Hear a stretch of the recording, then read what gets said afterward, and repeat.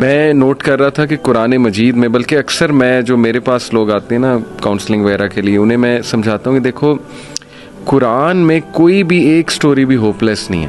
سبحان اللہ. دنیاوی نتائج کے حوالے سے بھی، ایک تو ہے نا اخروی نتائج کے حوالے سے تو ہوپ لیسنس ہو ہی نہیں سکتی مومن کو، دنیاوی نتائج کے حوالے سے ہوپ لیسنس نہیں ہے. آپ دیکھیں حضرت یعقوب علیہ السلام، ان کا غم اس لیول کا تھا کہ اتنا روئے کہ اندھے ہو گئے، لیکن ایٹ دی اینڈ بیٹا بھی واپس ملا، بادشاہ بن کے واپس ملا، اور بینائی بھی واپس آئی.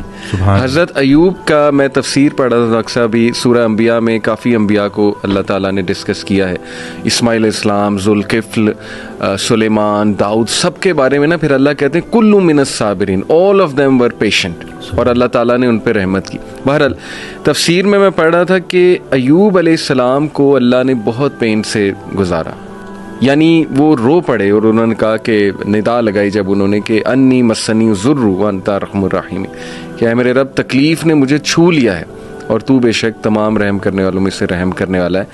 تو لکھا ہوتا ہے تفسیر میں کہ the reason اللہ تعالیٰ made him go through all this tough time was to tell everyone کہ میں اپنے پیاروں کو تکلیف سے گزارتا ہوں. یہ نہ سمجھنا کہ میں تم سے ہیٹ کرتا ہوں یا میں جو ہے وہ کوئی تمہیں پنش کر رہا ہوں، کیونکہ دیکھو اگر ایوب گزر سکتے ہیں اور انبیاء گزر سکتے ہیں تو مے بی اس میں کوئی بہت بڑی حکمت ہے، پین میں، غم میں.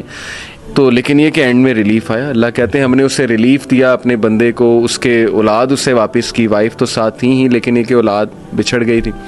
اسی طرح آپ دیکھیں زکریا علیہ السلام اولاد نہیں تھی، رو پڑے. مریم علیہ السلام کو ایک دن دیکھا کہ ان کے پاس پھل ہیں، بے موسمی پھل ہیں، تو دل میں خواہش کی اور نماز میں اللہ سے دعا کی کہ اللہ اگر تو بے موسمی پھل دے سکتا ہے تو مجھے اولاد بھی دے سکتا ہے، تو اس پہ قادر ہے.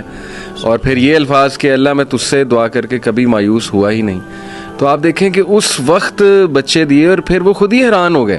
یعنی آپ انسان کی حالت دیکھیں، پہلے خود ہی دعا کی، پھر جب اللہ تعالیٰ نے بچہ دے دیا تو حیران ہو گئے، کہتے اے رب مجھے کیسے ہو سکتا ہے.